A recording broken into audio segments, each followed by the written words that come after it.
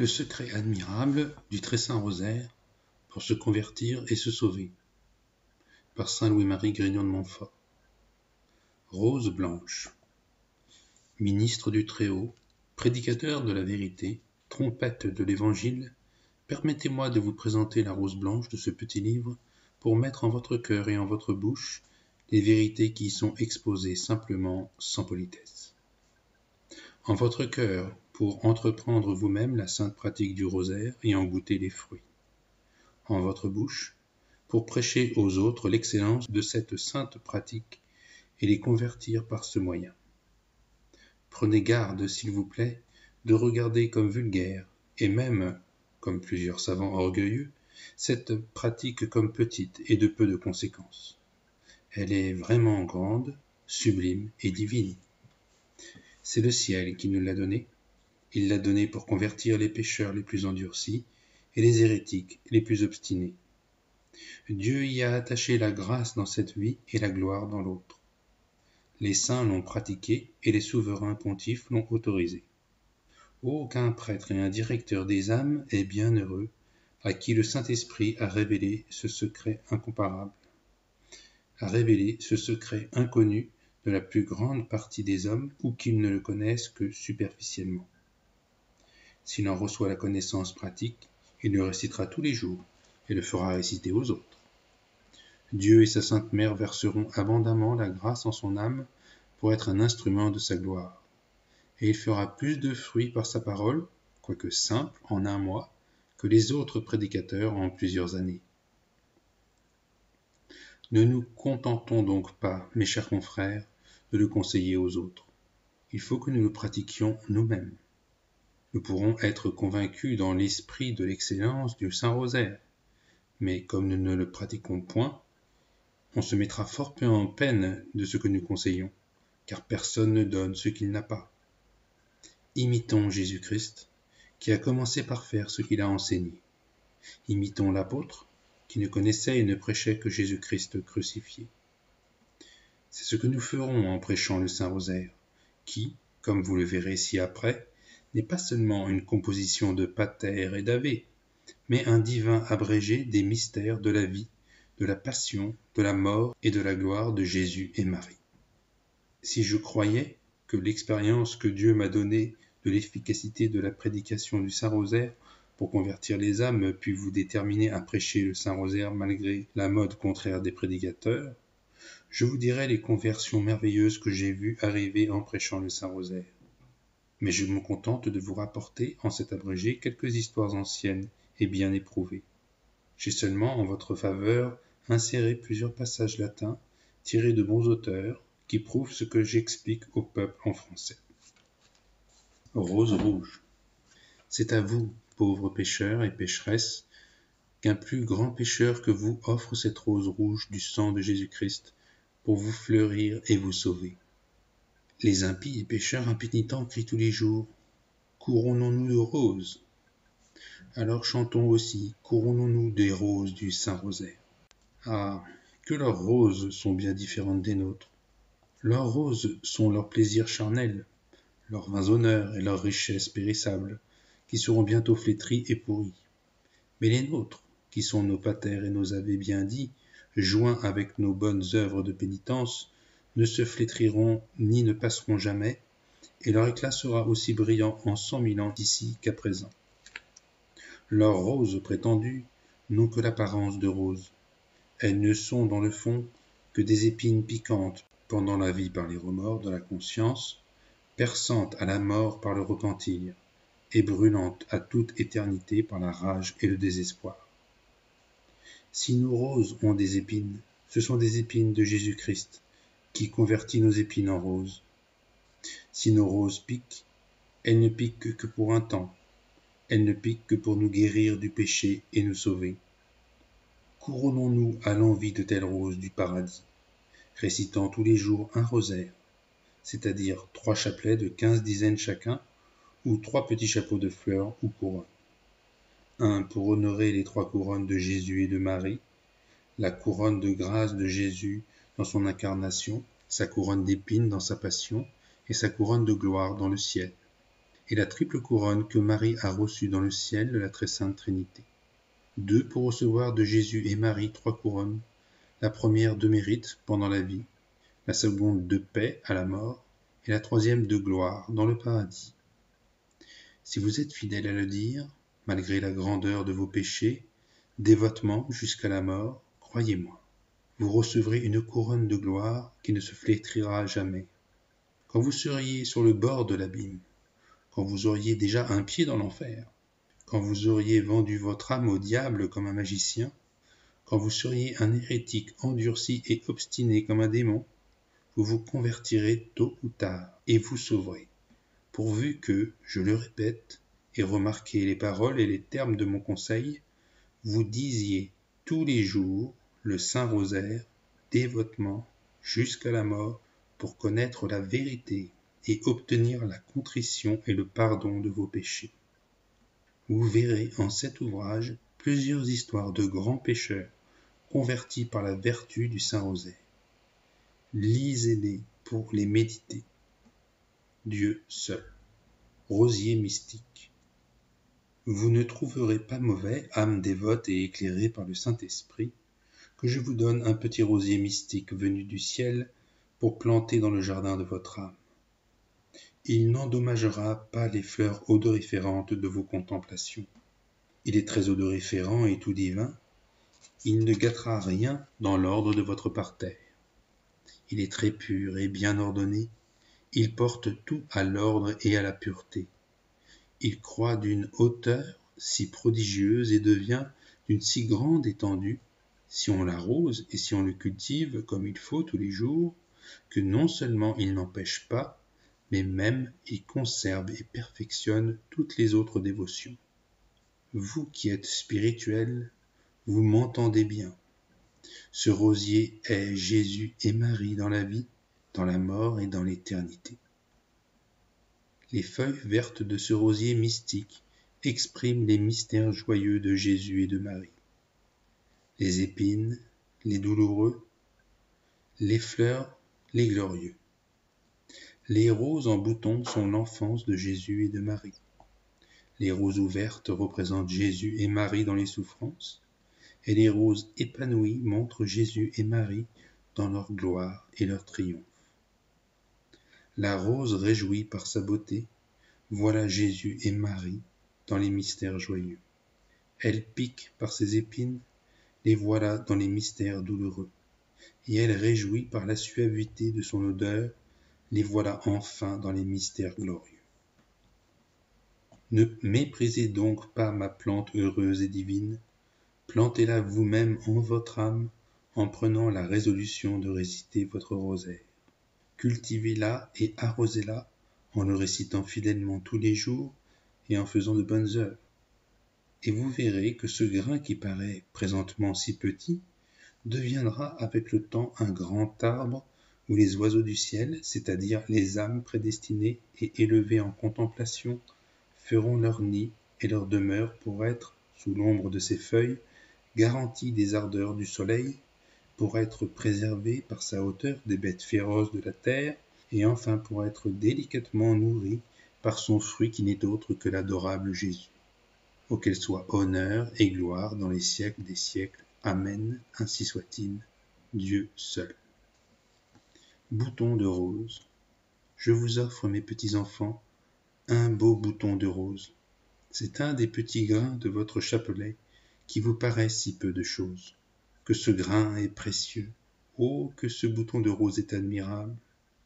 Oh, qu'il s'épanouira, large si vous dites dévotement votre Ave Maria. Ce serait trop vous demander que de vous conseiller un rosaire tous les jours. Dites au moins votre chapelet tous les jours, bien dévotement, qui est un petit chapeau de rose que vous mettrez sur la tête de Jésus et de Marie. Croyez-moi, écoutez la belle histoire et la retenez bien. 2 petites filles, toutes 2 sœurs, étant à la porte de leur logis à dire le chapelet dévotement, une belle dame s'apparut à elles. Approche de la plus jeune qui n'avait que 6 à 7 ans, la prit par la main et l'emmène. Sa sœur aînée, tout étonnée, la cherche et, ne l'ayant pu trouver, s'en vint toute éplorée à la maison et dit qu'on avait emporté sa sœur. Le père et la mère cherchent inutilement pendant 3 jours. Au bout du 3e jour, ils la trouvèrent à la porte avec un visage gai et joyeux. Ils lui demandèrent d'où elle venait. Elle dit que la dame à laquelle elle disait son chapelet l'avait emmenée dans un beau lieu et lui avait donné à manger de bonnes choses, et lui avait mis entre les mains un joli petit enfant qu'elle avait tant baisé. Le père et la mère, qui étaient nouvellement convertis à la foi, firent venir le révérend père jésuite qui les avait instruits dans la foi et la dévotion du rosaire. Ils lui racontèrent ce qui s'était passé. C'est de lui que nous l'avons su. Ceci est arrivé dans le Paraguay. Imitez, mes petits enfants, ces petites filles, et dites comme elles tous les jours votre chapelet, et vous mériterez par là d'aller au paradis et de voir Jésus et Marie. Sinon pendant la vie, du moins après la mort, pendant l'éternité. Ainsi soit-il. Que les savants donc, et les ignorants, que les justes et les pécheurs, que les grands et les petits louent et saluent jour et nuit par le Saint-Rosaire, Jésus et Marie. Première dizaine. Excellence du Saint-Rosaire dans son origine et son nom. Première rose. Le rosaire renferme 2 choses, à savoir l'oraison mentale et l'oraison vocale. L'oraison mentale du Saint-Rosaire n'est autre que la méditation des principaux mystères de la vie, de la mort et de la gloire de Jésus-Christ et de sa très sainte Mère. L'oraison vocale du rosaire consiste à dire 15 dizaines d'Ave Maria précédées par un pater pendant qu'on médite et qu'on contemple les 15 vertus principales que Jésus et Marie ont pratiquées dans les 15 mystères du Saint-Rosaire. Dans le premier chapelet, qui est de 5 dizaines, on honore et on considère les 5 mystères joyeux. Au second, les 5 mystères douloureux, et au troisième, les 5 mystères glorieux. Ainsi, le Saint-Rosaire est un sacré composé de l'oraison vocale et mentale pour honorer et imiter les mystères et les vertus de la vie, de la mort, de la passion et de la gloire de Jésus-Christ et de Marie. Deuxième rose. Le Saint-Rosaire, dans son fond et dans sa substance, étant composé de la prière de Jésus-Christ et de la salutation angélique, savoir le Pater et l'Ave, et de la méditation des mystères de Jésus et de Marie, c'est sans doute la première prière et la première dévotion des fidèles qui, depuis les apôtres et les disciples, a été en usage de siècle en siècle jusqu'à nous. Cependant, le Saint-Rosaire, dans sa forme et la méthode dont on le récite à présent, n'a été inspiré à son Église, donné de la Sainte Vierge à Saint Dominique, pour convertir les hérétiques albigeois et les pécheurs qu'en l'an 1214, de la manière que je vais dire, comme le rapporte le bienheureux Alain de la Roche dans son fameux livre intitulé De Dignitate Psalterii. Saint Dominique, voyant que les crimes des hommes mettaient obstacle à la conversion des albigeois, entra dans une forêt proche de Toulouse, et y passa 3 jours et 3 nuits dans une continuelle oraison et pénitence. Il ne cessait de gémir, de pleurer et de se macérer le corps à coups de discipline, afin d'apaiser la colère de Dieu, de sorte qu'il tomba à demi-mort. La Sainte Vierge lui apparut, accompagnée de 3 princesses du ciel, et lui dit : « Sais-tu, mon cher Dominique, de quelle arme la Sainte Trinité s'est servie pour réformer le monde ? » ?»« Oh, madame, répondit-il, vous le savez mieux que moi, car après votre Fils Jésus-Christ, vous avez été le principal instrument de notre salut. » Elle ajouta : « Sache que la principale pièce de batterie a été le psautier angélique, qui est le fondement du Nouveau Testament. C'est pourquoi, si tu veux gagner à Dieu ces cœurs endurcis, prêche mon psautier. » Le saint se leva tout étonné et brûlant de zèle du salut de ses peuples, il entra dans l'église cathédrale. Incontinent, les cloches sonnèrent par l'entremise des anges pour assembler les habitants. Et au commencement de la prédication, un orage effroyable s'éleva. La terre trembla, le soleil s'obscurcit, les tonnerres et les éclairs redoublés firent pâlir et trembler tous les auditeurs. Et leur terreur augmenta quand ils virent une image de la Sainte Vierge exposée sur un lieu éminent, levait les bras par 3 fois vers le ciel pour demander vengeance à Dieu contre eux s'ils ne se convertissaient et ne recouraient à la protection de la sacrée Mère de Dieu. Le ciel voulait, par ses prodiges, augmenter la nouvelle dévotion du Saint-Rosaire et la rendre plus fameuse. L'orage cessa enfin par la prière de saint Dominique. Il poursuivit son discours et expliqua avec tant de ferveur et de force l'excellence du Saint-Rosaire que les Toulousains l'embrassèrent presque tous et renoncèrent presque tous à leur erreur. Et l'on vit, en peu de temps, un grand changement de mœurs et de vie dans la ville. Troisième rose. Cet établissement miraculeux du Saint-Rosaire, qui a quelque rapport avec la manière dont Dieu donna sa loi au monde sur le mont Sinaï, montre évidemment l'excellence de cette divine pratique. Aussi saint Dominique, inspiré du Saint-Esprit, instruit par la Sainte Vierge et par sa propre expérience, prêcha tout le reste de sa vie le Saint-Rosaire, par exemple, et de vive voix dans les villes et les campagnes, devant les grands et les petits, devant les savants et les ignorants, devant les catholiques et les hérétiques. Le Saint-Rosaire qu'il récitait tous les jours était sa préparation devant la prédication, et son rendez-vous après la prédication.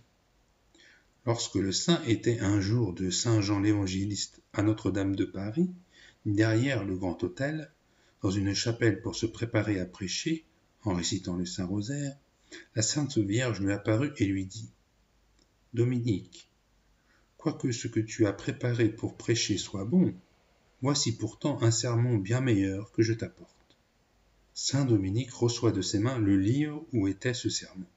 Il le lit, le goûte et le comprend, en rend grâce à la Sainte Vierge. L'heure du sermon arrivée, il monte en chaire et, après n'avoir dit à la louange de Saint Jean l'Évangéliste autre chose, sinon qu'il avait mérité d'être le gardien de la Reine du ciel, il dit à toute l'assemblée, des grands et des docteurs, qui étaient venus l'entendre, qui étaient accoutumés à n'entendre que des discours curieux et polis, mais que pour lui il ne leur parlerait point dans les paroles savantes de la sagesse humaine, mais dans la simplicité et la force du Saint-Esprit. Alors saint Dominique leur prêcha le Saint-Rosaire, et le leur expliqua mot à mot, comme à des enfants, la salutation angélique, en se servant des comparaisons fort simples qu'il avait lues dans le papier que lui avait donné la Sainte Vierge. Voici les propres paroles du savant Carthagène qu'il a tirées en partie du livre du bienheureux Alain de la Roche intitulé « De Dignitate Psalteri ». Le bienheureux Alain affirme que son père, saint Dominique, lui dit un jour dans une révélation « Mon fils, tu prêches, mais pour que tu ne prêches pas plutôt la louange humaine que le salut des âmes, écoute ce qui m'est arrivé à Paris. Je devais prêcher dans la grande église dédiée à la bienheureuse Marie, et je voulais le faire d'une manière ingénieuse, non par orgueil, mais à cause de la puissance et de la dignité des assistants. Comme selon ma coutume, je priais en récitant mon rosaire durant l'heure qui précédait mon sermon. Et j'eus un ravissement. Je voyais mon amie, la Mère de Dieu, m'apportant un petit livre et me disant « Dominique, si bon que soit le sermon que tu as résolu de prêcher, je t'en ai apporté un bien meilleur. » Tout joyeux, je prends le livre et je le lis en entier. Et comme Marie l'avait dit, je trouve ce qu'il faut pour prêcher. Je l'en remercie de tout cœur. L'heure du sermon venue, j'avais devant moi l'université de Paris tout entière et un grand nombre de seigneurs. Ils entendaient et voyaient les grands signes que le Seigneur opérait par moi. Je monte à Lambon, c'était la fête de Saint Jean. Mais de cet apôtre, je me contente de dire qu'il méritait d'être choisi pour le gardien de la Reine du ciel. Ensuite, je parlais ainsi à mon auditoire. Seigneurs et maîtres illustres, vous êtes habitués à entendre des sermons élégants et savants. Pour moi, je ne veux pas vous adresser des doctes paroles de la sagesse humaine, mais vous montrer l'Esprit de Dieu et sa vertu. Et alors, dit Carthagène après le bienheureux Alain, saint Dominique leur expliqua la salutation angélique par des comparaisons et des similitudes familières.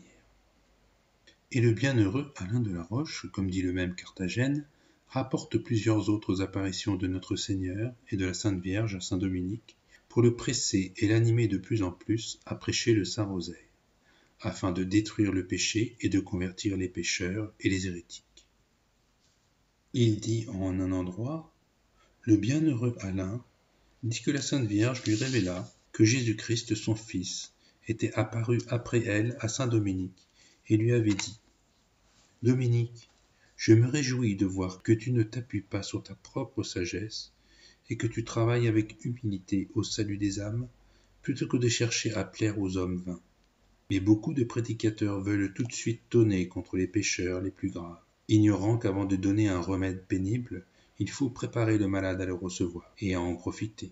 C'est pourquoi ils doivent d'abord exhorter leur auditeur à l'amour de l'oraison, et spécialement à mon angélique Psiotier.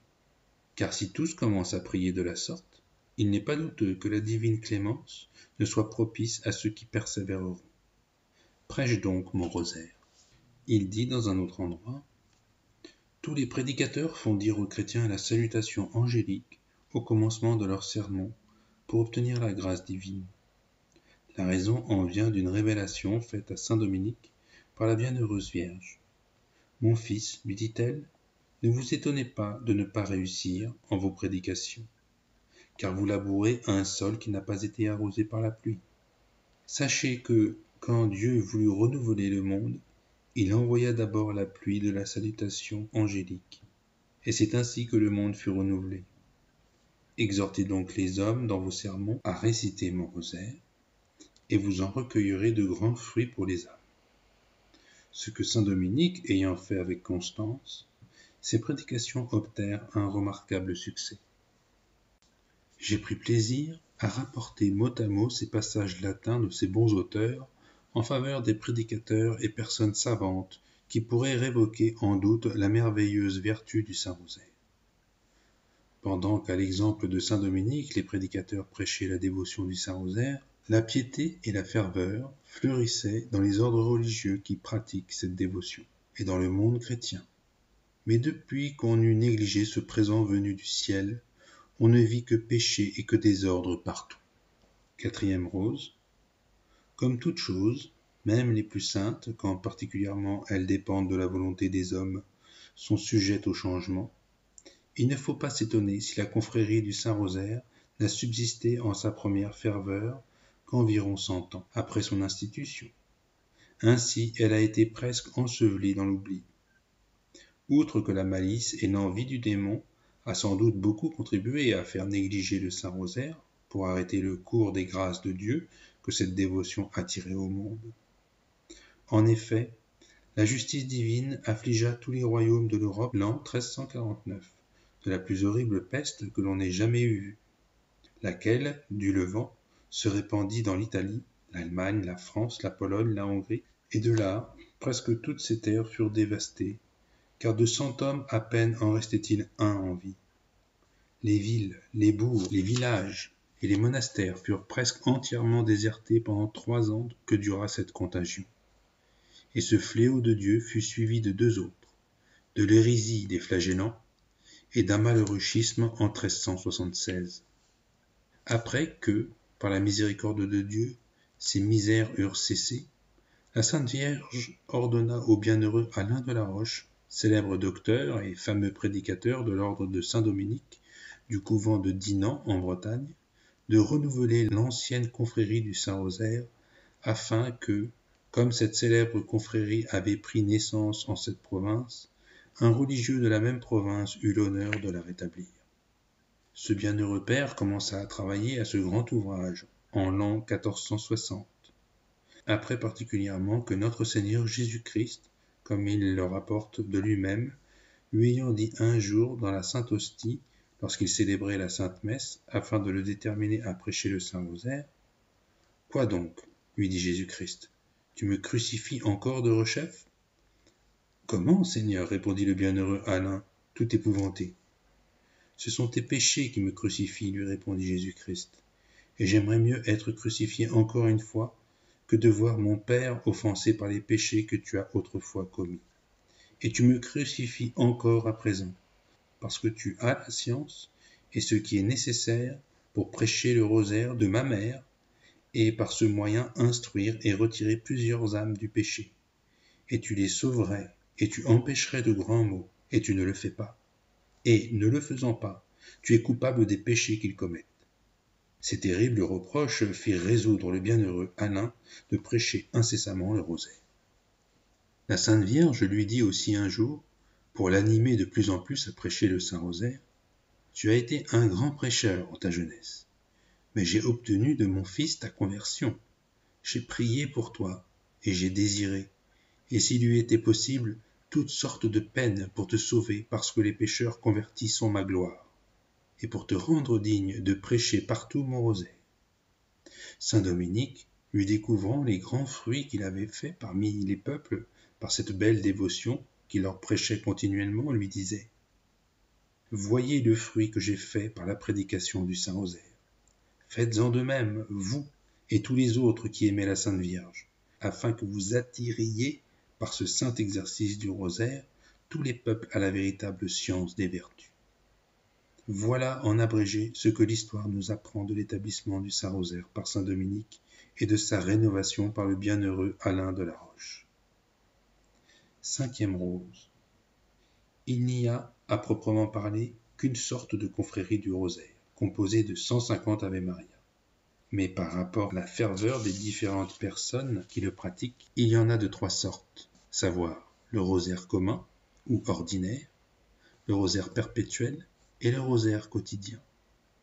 La confrérie du rosaire ordinaire n'exige qu'on le récite qu'une fois par semaine, celle du rosaire perpétuel qu'une fois par an, mais celle du rosaire quotidien demande qu'on le récite tous les jours tout entier, c'est-à-dire 150 Ave Maria. Aucun de ces rosaires n'engage à pécher, pas même Véniel, si on en vient à y manquer, parce que cet engagement est tout à fait volontaire et de surérogation. Mais il ne faut pas s'enrôler dans la confrérie si on n'a pas la volonté déterminée à le réciter, selon que la confrérie le demande, autant qu'on le pourra sans manquer aux obligations de l'État.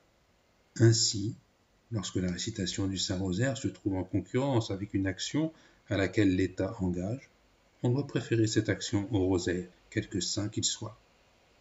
Lorsque dans la maladie on ne peut le dire ni tout entier ni en partie, sans augmenter son mal, on n'y est pas obligé.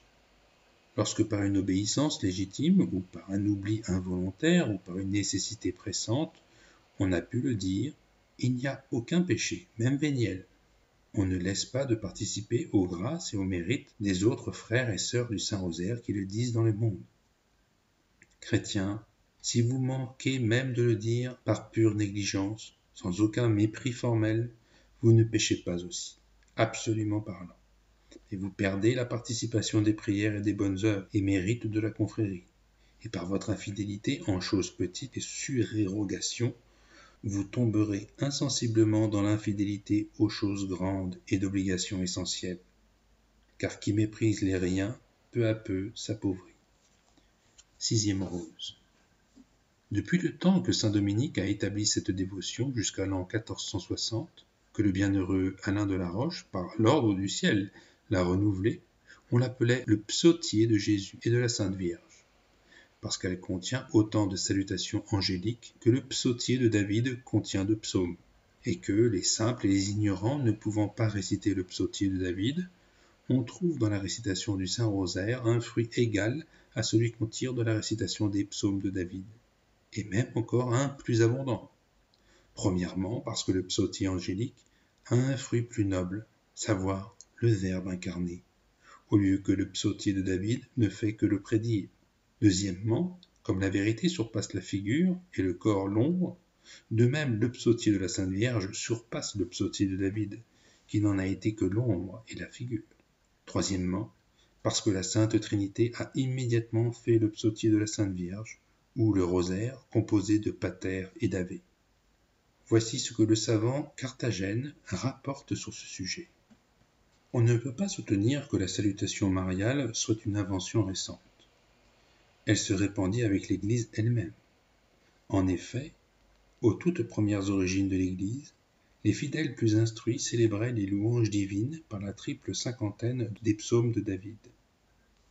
Chez les simples, qui se heurtaient à plus de difficultés dans le service divin, naquit ainsi une sainte émulation. Ils pensèrent, ce qui était un fait, que dans cet éloge céleste, le rosaire, sont inclus tous les divins secrets des psaumes. Et cela surtout parce que si les psaumes le chantaient, comme devant venir, cette formule de prière s'adressait à lui comme étant déjà venu. C'est ainsi qu'ils commencèrent à appeler psautiers de Marie les 350 de salutations, faisant même précéder chaque dizaine de l'oraison dominicale, comme ils avaient vu faire à ceux qui récitaient les psaumes. Le psautier, ou rosaire de la Sainte Vierge, est divisé en 3 chapelets de 5 dizaines chacun. Premièrement, pour honorer les 3 personnes de la Sainte Trinité. Deuxièmement, pour honorer la vie, la mort et la gloire de Jésus-Christ. Troisièmement, pour imiter l'Église triomphante, pour aider la militante et soulager la souffrante. Quatrièmement, pour imiter les 3 parties des psaumes, dont la première est pour la vie purgative, la seconde pour la vie illuminative, et la troisième pour la vie unitive. Cinquièmement, pour nous remplir de grâce pendant la vie, de paix à la mort et de gloire dans l'éternel. 7e rose. Depuis que le bienheureux Alain de la Roche a renouvelé cette dévotion, la voix publique, qui est la voix de Dieu, lui a donné le nom de rosaire, qui signifie couronne de roses. C'est-à-dire que toutes les fois que l'on dit, comme il faut, son rosaire, on met sur la tête de Jésus et de Marie une couronne composée de 153 roses blanches et de 16 roses rouges du paradis, lesquelles ne perdront jamais ni leur beauté ni leur éclat. La Sainte Vierge a approuvé et confirmé ce nom de rosaire, révélant à plusieurs qu'il lui présentait autant d'agréables roses qu'ils réciteront d'Ave Maria en son honneur, et autant de couronnes de roses qu'ils diront de rosaire. Le frère Alphonse Rodriguez de la Compagnie de Jésus récitait son rosaire avec tant d'ardeur qu'il voyait souvent à chaque pater sorti de sa bouche une rose merveilleuse et à chaque Ave Maria une blanche égale en beauté et en bonne odeur et seulement différente de couleur. Les chroniques de saint François racontent qu'un jeune religieux avait cette louable coutume de dire tous les jours avant son repas la couronne de la Sainte Vierge. Un jour, par je ne sais quel accident, il y manqua. Le dîner étant sonné, il pria le supérieur de lui permettre de la réciter avant que d'aller à table. Avec cette permission, il se retire dans sa chambre. Mais comme il tardait trop, le supérieur envoya un religieux pour l'appeler. Ce religieux le trouva dans sa chambre, tout éclatant d'une céleste lumière, et la Sainte Vierge avec 2 anges auprès de lui. À mesure qu'il disait un Ave Maria, une belle rose sortait de sa bouche, et les anges prenaient les roses l'une après l'autre et les mettaient sur la tête de la Sainte Vierge, qui en témoignait de l'agrément. 2 autres religieux, envoyés pour voir la cause du retardement des autres, virent tout ce mystère, et la Sainte Vierge ne disparut point que la couronne ne fût récitée. Le rosaire est donc une grande couronne, et le chapelet est un petit chapeau de fleurs ou petite couronne de roses célestes qu'on met sur la tête de Jésus et de Marie. La rose est la reine des fleurs, de même le rosaire est la première des dévotions. 8e rose. Il n'est pas possible d'exprimer combien la Sainte Vierge estime le rosaire sur toutes les dévotions, et combien elle est magnifique à récompenser ceux qui travaillent à le prêcher, l'établir et le cultiver, et au contraire combien elle est terrible contre ceux qui veulent s'y opposer. Saint Dominique n'a eu rien tant à cœur pendant sa vie que de louer la Sainte Vierge, de prêcher ses grandeurs et d'animer tout le monde à l'honorer par son rosaire. Cette puissante reine du ciel n'a cessé aussi de répandre sur ce saint des bénédictions à pleine main. Elle a couronné ses travaux de 1000 prodiges et miracles.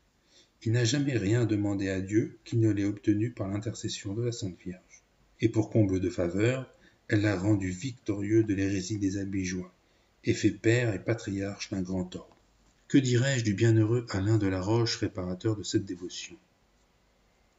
La Sainte Vierge l'a honoré plusieurs fois de sa visite, pour l'instruire des moyens de faire son salut et de se rendre bon prêtre, parfait religieux et imitateur de Jésus-Christ. Pendant les tentations et les persécutions horribles, des démons qui le réduisaient à une extrême tristesse et presque au désespoir, elle le consolait et dissipait par sa douce présence tous ses nuages et ses ténèbres. Elle lui a enseigné la méthode de dire le rosaire, ses excellences et ses fruits, Elle l'a favorisé de la glorieuse qualité de son nouvel époux, et pour gage de ses chastes affections, et elle lui a mis une bague au doigt, un collier fait de ses cheveux au col, et lui a donné un rosaire. L'abbé Trithème, le docte de Carthagène, le savant Martin Navarre et les autres en parlent avec éloge. Après avoir attiré à la confrérie du rosaire plus de 100 000 âmes, il mourut à Zwolle, en Flandre, le 8 septembre 1475. Le démon, jaloux des grands fruits que le bienheureux Thomas de Saint-Jean, célèbre prédicateur du Saint-Rosaire, faisait par cette pratique, le réduisit par ses mauvais traitements à une longue et fâcheuse maladie dans laquelle il fut désespéré des médecins.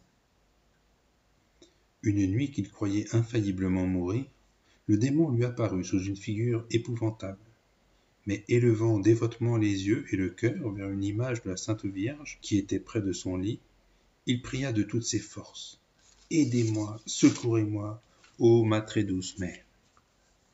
À peine eut-il achevé ces paroles que la Sainte Vierge lui tendit la main de la sainte image, lui serra le bras en lui disant « Ne crains point, mon fils Thomas, me voici à ton secours. Lève-toi et continue de prêcher la dévotion de mon rosaire comme tu as commencé. Je te défendrai contre tous tes ennemis. » À ces paroles de la Sainte Vierge, le démon prit la fuite. Le malade se leva en parfaite santé, et il rendit grâce à sa bonne mère avec un torrent de larmes et continua de prêcher le rosaire avec un succès merveilleux. La Sainte Vierge ne favorise pas seulement les prédicateurs du rosaire, elle récompense aussi glorieusement ceux qui, par leur exemple, attirent les autres à cette dévotion. Alphonse, roi de Léon et de Galice, désirant que tous ses domestiques honorassent la Sainte Vierge par le rosaire, s'avisa pour les y amener, par son exemple, de porter un gros rosaire à son côté, mais sans le réciter pourtant, ce qui obligea tous les gens de la cour à le dire dévotement. Le roi tomba malade, à l'extrémité, et lorsqu'on le croyait mort, il fut ravi en esprit au tribunal de Jésus-Christ. Il vit les diables qu'il accusait de tous les crimes qu'il avait commis, et le juge étant sur le point de le condamner aux peines éternelles, la Sainte Vierge se présenta en sa faveur devant son fils. On apporta une balance, on mit tous les péchés du roi dedans un bassin, et la Sainte Vierge mit le gros rosaire qu'il avait porté en son honneur, et avec ceux qu'il avait fait dire par son exemple, qui pesa plus que tous ses péchés. Et puis, le regardant d'un œil favorable, elle lui dit « J'ai obtenu de mon fils, pour récompense du petit service que tu m'as rendu en portant le rosaire, la prolongation de ta vie pour quelques années. Emploie-les bien et fais pénitence. » Le roi, revenu de ce ravissement, s'écria « Ô bienheureux rosaire de la Sainte Vierge, par lequel j'ai été délivré de la damnation éternelle. » Après qu'il eut recouvré la santé, il passa le reste de sa vie dans la dévotion du Saint-Rosaire et le récitait tous les jours. Que les dévots de la Sainte Vierge tâchent de gagner le plus qu'ils pourront de fidèles à la confrérie du Saint-Rosaire, à l'exemple de ces saints et de ce roi. Ils auront ici-bas ces bonnes grâces et la vie éternelle. 9e rose. Mais voyons maintenant quelle injustice c'est d'empêcher le progrès de la confrérie du Saint-Rosaire, et quels sont les châtiments dont Dieu a puni plusieurs malheureux qui ont méprisé et voulu détruire la confrérie du Saint-Rosaire. Quoique la dévotion du Saint-Rosaire ait été autorisée du ciel par plusieurs prodiges, et qu'elle soit approuvée de l'Église par plusieurs bulles des papes, il ne se trouve que trop de libertins, d'impies et d'esprits forts du temps, qui tâchent ou de décrier la confrérie du Saint-Rosaire, ou d'en éloigner du moins les fidèles. Il est aisé de connaître que leurs langues sont infectées du venin de l'enfer et qu'ils sont poussés par l'esprit malin, car nul ne peut désapprouver la dévotion du Saint-Rosaire, qui ne condamne ce qu'il y a de plus précieux dans la religion chrétienne, à savoir l'oraison dominicale, la salutation angélique, les mystères de la vie, de la mort et de la gloire de Jésus-Christ et de sa Sainte Mère. Ces esprits forts, qui ne peuvent souffrir qu'on dise le rosaire, souvent tombent, sans y penser, dans le sens réprouvé des hérétiques, qui ont en horreur le chapelet et le rosaire.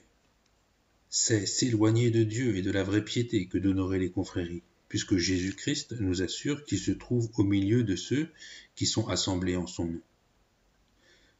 Ce n'est pas être bon catholique, que de négliger tant et de si grandes indulgences que l'Église accorde aux confréries.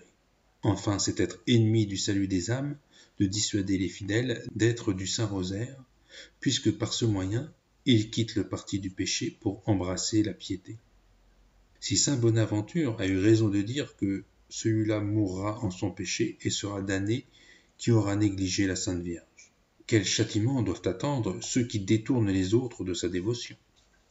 10e rose. Lorsque saint Dominique prêchait cette dévotion dans Carcassonne, un hérétique tournait en ridicule ses miracles et les 15 mystères du Saint-Rosaire, ce qui empêchait la conversion des hérétiques. Dieu, pour punir cet impie, permit à 15 000 démons d'entrer en son corps. Ses parents l'amenèrent au bienheureux père pour le délivrer de ces malins esprits. Il se mit en oraison et exhorta toute la compagnie de réciter avec lui le rosaire tout haut. Et voilà qu'à chaque Ave Maria, la Sainte Vierge faisait sortir 100 démons du corps de cet hérétique en forme de charbon ardent. Après qu'il fut délivré, il abjura ses erreurs, se convertit et se fit enrôler en la confrérie du rosaire avec plusieurs de son parti qui furent touchés de ce châtiment et de la vertu du rosaire.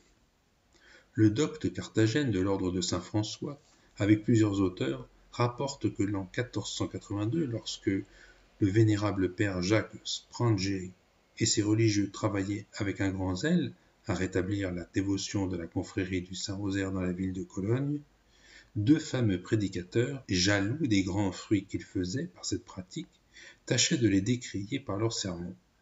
Et comme ils avaient du talent et un grand crédit, ils dissuadaient beaucoup de personnes de s'y enrôler. L'un de ces prédicateurs, pour mieux venir à bout de son pernicieux dessein, prépara un sermon exprès et l'assigna à un jour de dimanche. L'heure du sermon étant venue, le prédicateur ne paraissait point. On l'attendit, on le chercha, et enfin on le trouva mort sans avoir été secouru de personne. L'autre prédicateur, se persuadant que cet accident était naturel, résolut de suppléer à son défaut pour abolir la confrérie du rosaire. Le jour et l'heure du sermon étant arrivés, Dieu châtia ce prédicateur d'une paralysie qui lui ôta le mouvement et la parole. Il reconnut sa faute et celle de son compagnon, et il eut recours à la Sainte Vierge dans son cœur, lui promettant de prêcher partout le rosaire avec tant de force qu'il l'avait combattu. Il la pria de lui rendre pour cela la santé et la parole, ce que la Sainte Vierge lui accorda, et se trouvant subitement guéri, il se leva comme un autre Saul, de persécuteur devenu défenseur du Saint-Rosaire. Il fit réparation publique de sa faute et prêcha avec beaucoup de zèle et d'éloquence l'excellence du Saint-Rosaire. Je ne doute point que les esprits forts et critiques de ce temps qui liront les histoires de ce petit traité ne les révoquent en doute, comme ils ont toujours fait, quoique je n'ai fait autre chose que de les transcrire de très bons auteurs contemporains, et en partie dans un livre nouvellement composé par le révérend père Antonin Thomas, de l'ordre des frères prêcheurs intitulé « Le rosier mystique ». Tout le monde sait qu'il y a 3 sortes de foi aux histoires différentes. Nous devons aux histoires de l'Écriture sainte une foi divine, aux histoires profanes, qui ne répugnent point à la raison, et écrites par de bons auteurs, une foi humaine, et aux histoires pieuses, rapportées par de bons auteurs, et nullement contraires à la raison, à la foi, ni aux bonnes mœurs, quoiqu'elles soient quelquefois extraordinaires, une foi pieuse. J'avoue qu'il ne faut être ni trop crédule ni trop critique, et qu'il faut tenir le milieu en tout pour trouver le point de la vérité et de la vertu. Mais aussi je sais que, comme la charité croit facilement tout ce qui n'est pas contraire à la foi ni aux bonnes mœurs, de même l'orgueil porte à nier presque toutes les histoires bien avérées, sous prétexte qu'elles ne sont point dans l'Écriture sainte. C'est le piège de Satan, où les hérétiques qui nient la tradition sont tombés, et où les critiques du temps tombent insensiblement, ne croyant pas ce qu'ils ne comprennent pas, ou ce qui ne leur revient pas, sans aucune autre raison que l'orgueil et la suffisance de leur propre esprit. 2e dizaine, l'excellence du Saint-Rosaire dans les prières dont il est composé. 11e rose, le credo, ou le symbole des apôtres, qu'on récite sur la croix du rosaire ou du chapelet, étant un sacré raccourci et abrégé des vérités chrétiennes, est une prière d'un grand mérite, parce que la foi est la base, le fondement et le commencement de toutes les vertus chrétiennes, de toutes les vertus éternelles et de toutes les prières que Dieu a pour agréables.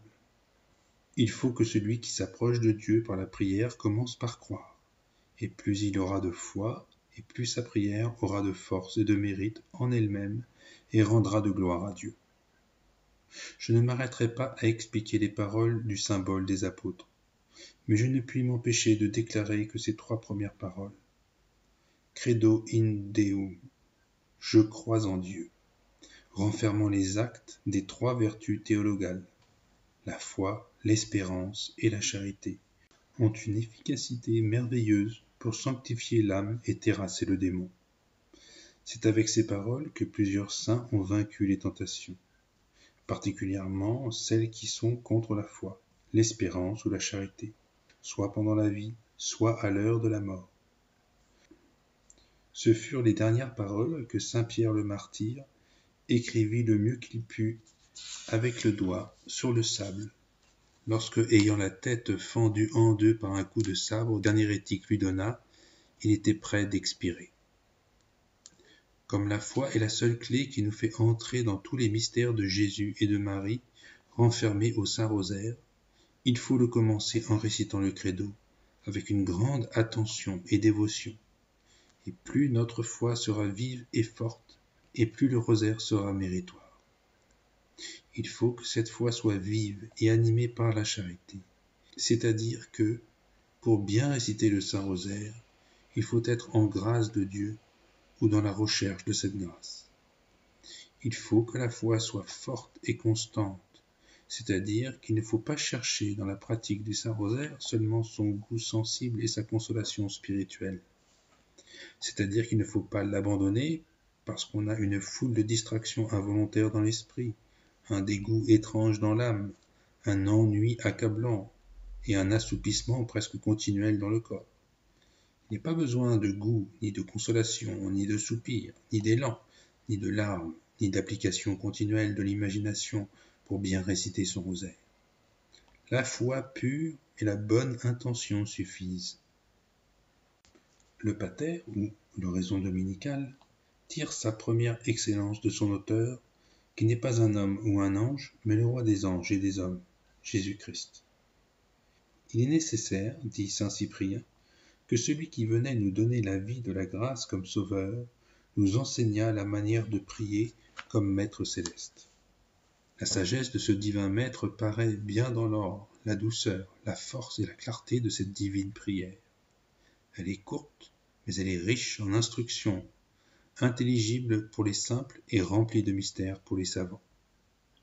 Le pater renferme tous les devoirs que nous devons rendre à Dieu, les actes de toutes les vertus et les demandes de tous nos besoins spirituels et corporels.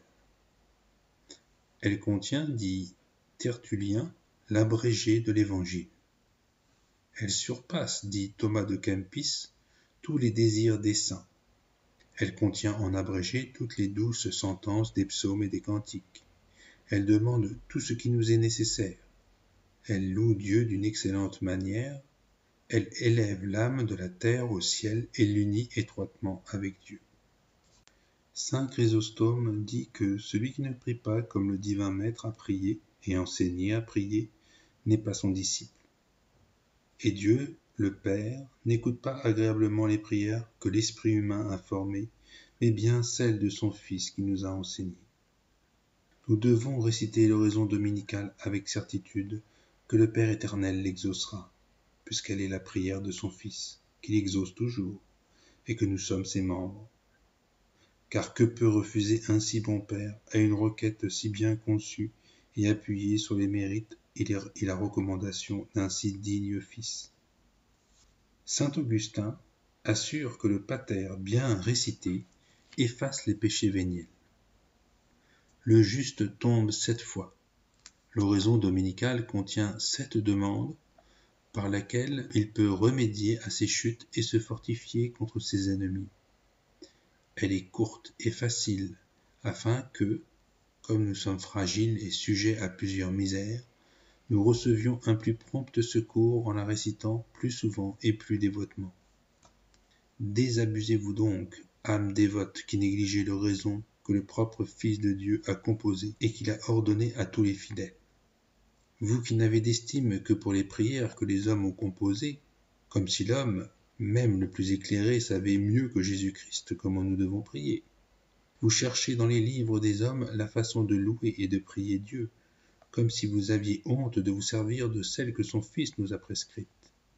Vous vous persuadez que les oraisons qui sont dans les livres sont pour les savants et pour les riches, et que le rosaire n'est que pour les femmes, pour les enfants et pour le peuple, comme si les louanges et les prières que vous lisez étaient plus belles et plus agréables à Dieu que celles qui sont contenues dans l'oraison dominicale.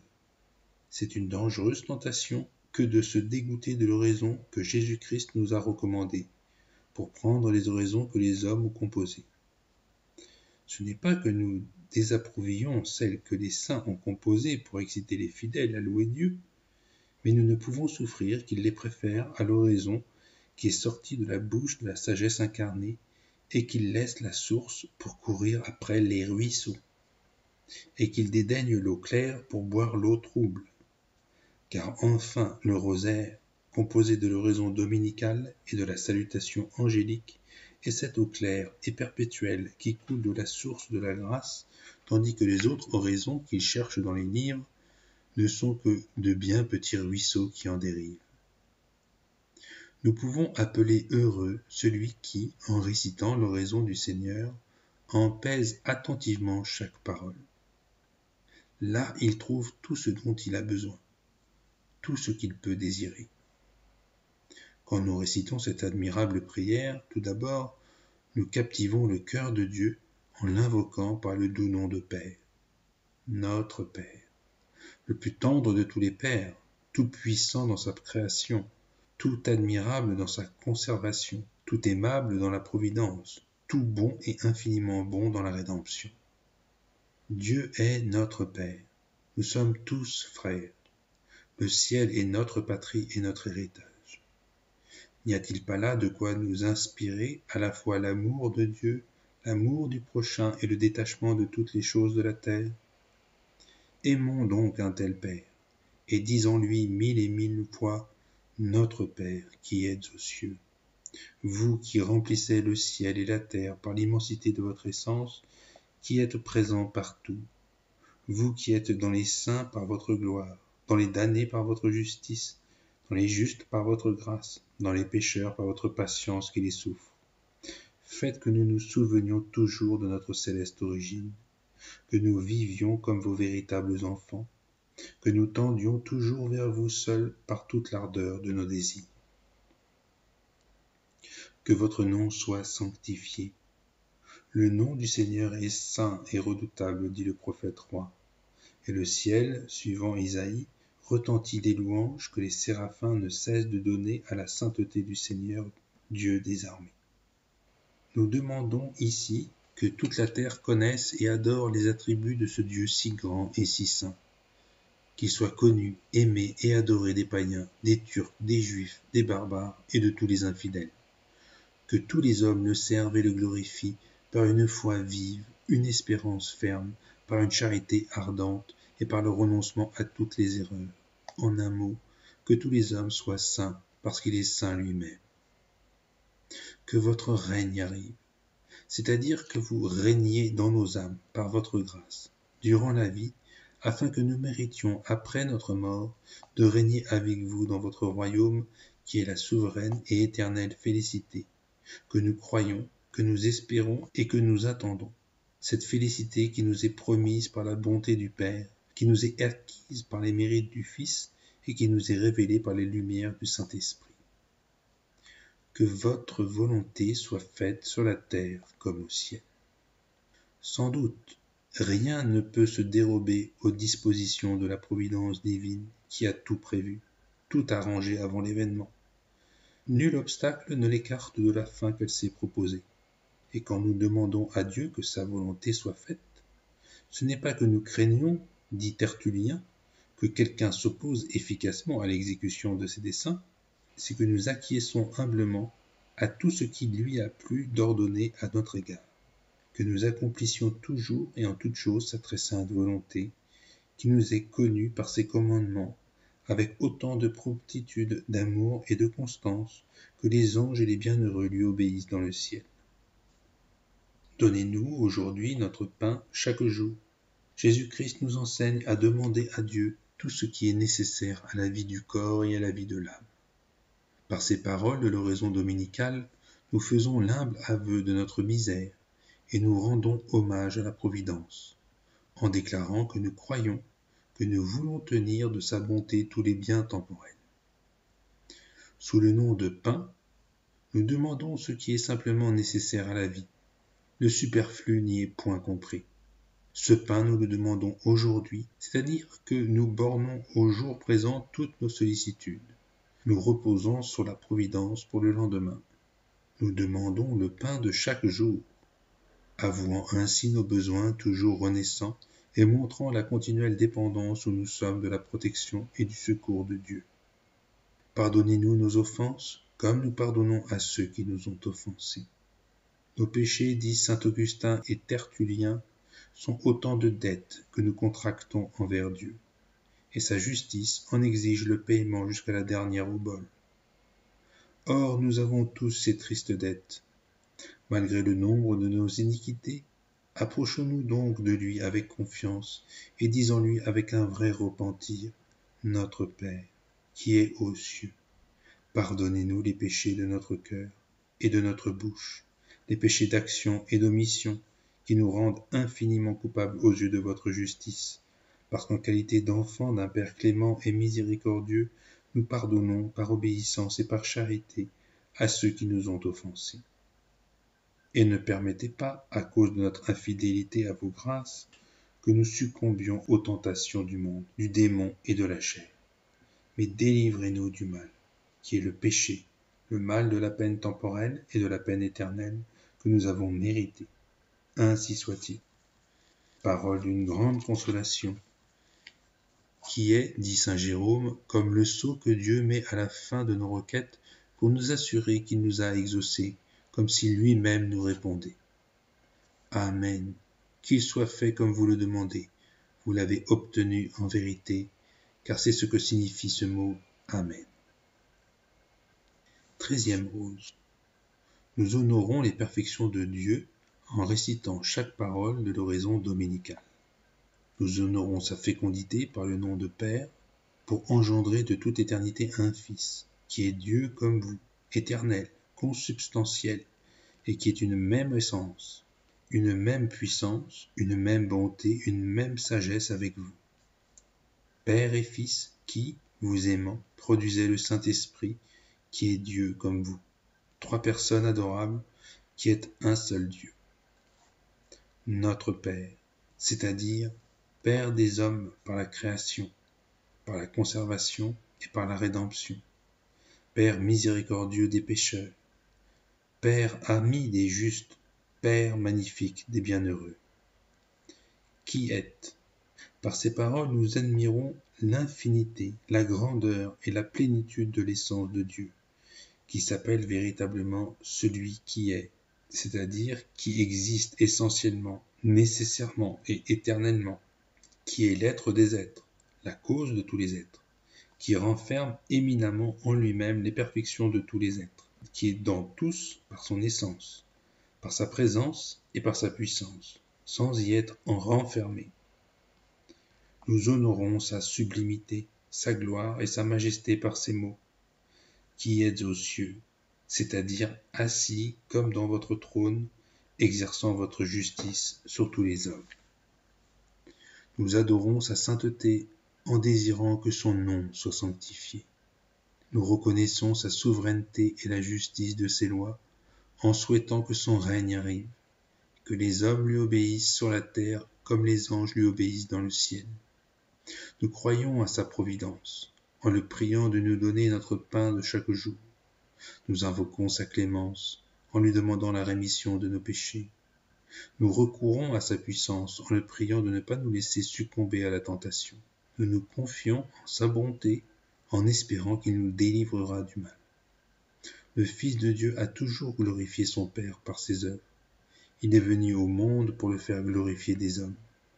Il leur a enseigné la manière de l'honorer par cette oraison qu'il a daigné nous dicter lui-même. Nous devons donc la réciter souvent, avec attention et dans le même esprit qu'il l'a composée. 14e rose. Lorsque nous récitons attentivement cette divine oraison, nous faisons autant d'actes des plus nobles vertus chrétiennes que nous prononçons de paroles. En disant « Notre Père qui est aux cieux », nous formons des actes de foi, d'adoration et d'humilité. En désirant que son nom soit sanctifié et glorifié, nous faisons paraître un zèle ardent pour sa gloire. En lui demandant la possession de son royaume, nous faisons un acte d'espérance. En souhaitant que sa volonté soit accomplie sur la terre comme au ciel, nous montrons un esprit de parfaite obéissance. En lui demandant notre pain de chaque jour, nous pratiquons la pauvreté d'esprit et le détachement des biens de la terre. En le priant de nous remettre nos péchés, nous faisons un acte de repentir. Et en pardonnant à ceux qui nous ont offensés, nous exerçons la miséricorde dans la plus haute perfection. En lui demandant son secours dans les tentations, nous faisons des actes d'humilité, de prudence et de force. En attendant qu'il nous délivre du mal, nous pratiquons la patience. Enfin, en demandant toutes ces choses, non seulement pour nous, mais encore pour notre prochain et pour tous les membres de l'Église, nous faisons le devoir des vrais enfants de Dieu. Nous l'imitons dans sa charité, qui embrasse tous les hommes, et nous accomplissons le commandement de l'amour du prochain. Nous détestons tous les péchés et nous observons tous les commandements de Dieu, lorsqu'en récitant cette oraison notre cœur s'accorde avec notre langue, et que nous n'avons point d'intention contraire au sens de ces divines paroles. Car lorsque nous faisons réflexion que Dieu est au ciel, c'est-à-dire infiniment élevé au-dessus de nous, par la grandeur de sa majesté, nous entrons dans les sentiments du plus profond respect en sa présence. Tout saisis de crainte, nous fuyons l'orgueil, nous nous abaissons jusqu'au néant. Lorsque prononçant le nom du Père, nous nous souvenons que nous tenons notre existence de Dieu par le moyen de nos parents et notre instruction même par le moyen de nos maîtres, qui nous tiennent ici la place de Dieu, dont ils sont les images vivantes, nous nous sentons obligés de les honorer, ou pour mieux dire, d'honorer Dieu en leur personne. Et nous nous gardons bien de les mépriser et de les affliger. Lorsque nous désirons que le saint nom de Dieu soit glorifié, nous sommes bien éloignés de le profaner. Lorsque nous regardons le royaume de Dieu comme notre héritage, nous renonçons à toute attache aux biens de ce monde. Lorsque nous demandons sincèrement pour notre prochain les mêmes biens que nous désirons pour nous-mêmes, nous renonçons à la haine, à la dissension et à l'envie. En demandant à Dieu notre pain de chaque jour, nous détestons la gourmandise et la volupté qui se nourrissent de l'abondance. En priant Dieu véritablement de nous pardonner, comme nous pardonnons à ceux qui nous ont offensés, nous réprimons notre colère et notre vengeance, nous rendons le bien pour le mal et nous aimons nos ennemis. En demandant à Dieu de ne pas nous laisser tomber dans le péché au moment de la tentation, nous montrons que nous fuyons la paresse, que nous cherchons les moyens de combattre les vices et de faire notre salut. En priant Dieu de nous délivrer du mal, nous craignons sa justice et nous sommes heureux, car la crainte de Dieu est le commencement de la sagesse. C'est par la crainte de Dieu que tout homme évite le péché.